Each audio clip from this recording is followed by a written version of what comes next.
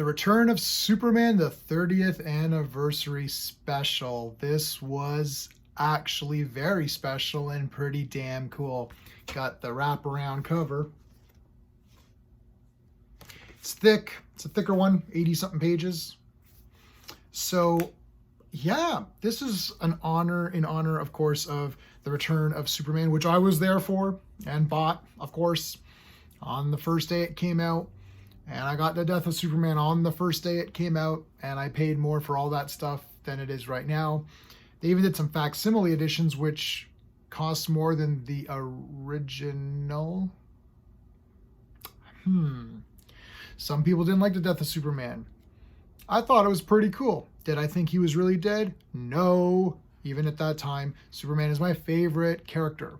Period. Not comic book character, not DC character. He's my favorite character, period, of anything.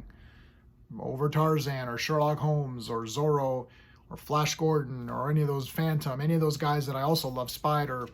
Superman's my favorite character. More than even like Snake Plissken or Mad Max or whatever. So yeah, of course he wasn't going to be dead. And of course he returned, and I bought all those comics and all that stuff too. So I was excited, but I was like, is this really gonna be anything? Because like, what's the point, right? Well, it turned out to be really cool. I really like this a lot, man. I don't know. Let's go through it using my space system. So story, pacing, artistry, characters, enjoyment. Each category gets a score between 0 and 2. 2's the best you can get.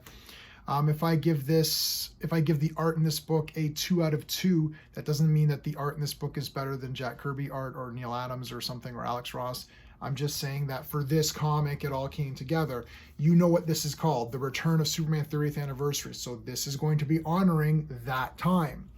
If you do not like that time period, or you thought the 4 Supermen were lame, or you're like, Cyborg Superman sucks, or Superboy's a loser, if you thought all of that, then you're probably not going to want to get this anyways. So I'm reviewing this based on itself.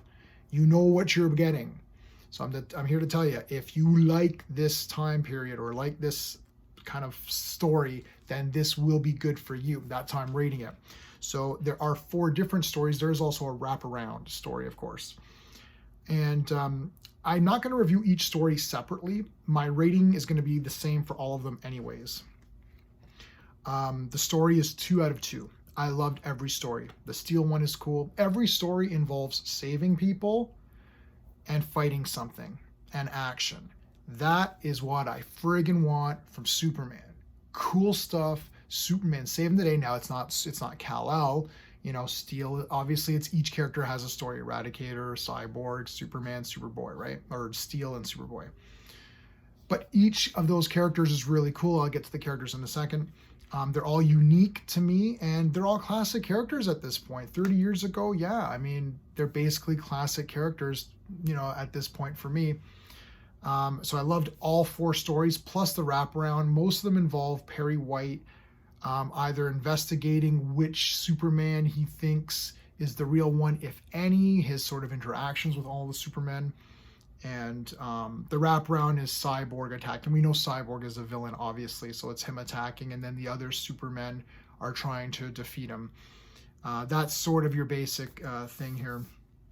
Superman with the long hair, man. I love it. The pacing, I'm going to give it a friggin' 2 out of 2, man, because each story is paced very quickly. But because each story has a lot of action and saving people, it ends up that the entire thing becomes fast-paced. And even the stuff where Perry White is showing his thoughts, and how he kind of figures out where each Superman comes from. It's like, well, I don't know about this guy, he seems off, or Superboy, yeah, he's good, but is it really him? Even that stuff comes out cool because I like Perry White, which we'll get to the characters in a second. But also there's still action, so you don't feel like it's a slog. The art, 2 out of 2. I don't know. This takes me right back. Like, you're looking at this and you're like, yeah, man, this is it. This is the feel. Like, I always thought Eradicator looked pretty badass. Look at Steel, man. This is the best Steel we've had in like a long time. Who's the writer of this one? It's all different writers. Who wrote the Steel one? Louise Simonson. Booyah. What the heck? Best Steel we've had. This is cool. This is the wraparound story. Eradicator's like projecting himself out of the Phantom Zone. That's cool. I mean, yeah, the art, it's just, I love this cover too. They should make a poster of this. This is really nice. I can't seem to find a good virgin high res of this. I'll print my own damn poster. Superman in the black costume. Oh my gosh. This is great. Look at this. This is great. Great stuff. So yeah, 2 out of 2 for art. Characters, 2 out of 2. Enjoyment factor, 2 out of 2. I'm giving it a 10 out of 10. Relax, hold your horses. I'm not saying this is better than anything that's ever come out. Remember, this is 10 out of 10 based on this comic. If you're buying this because you're interested in Superman Returns or the Return of Superman storylines, you're interested in those 4 characters and, you know, what if these stories took place in that time?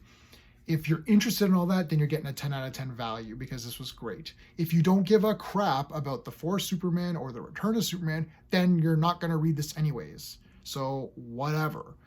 If you're interested, it's a 10 out of 10.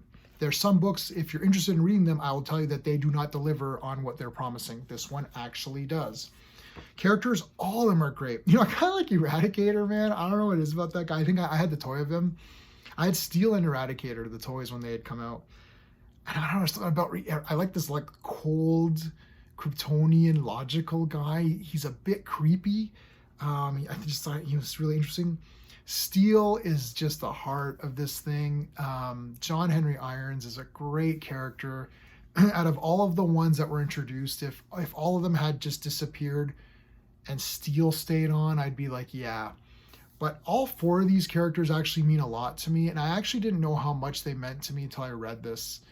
And I think that was the point of this, is to remind you, hey, maybe at the time you thought, oh, this is goofy, and I just want normal Clark, and oh, there's this black costume now with Clark, like, ugh, and what's with the long hair, and you probably thought all those things were pretty dumb, but and I may have thought that they were kind of goofy too, but I still got them anyway.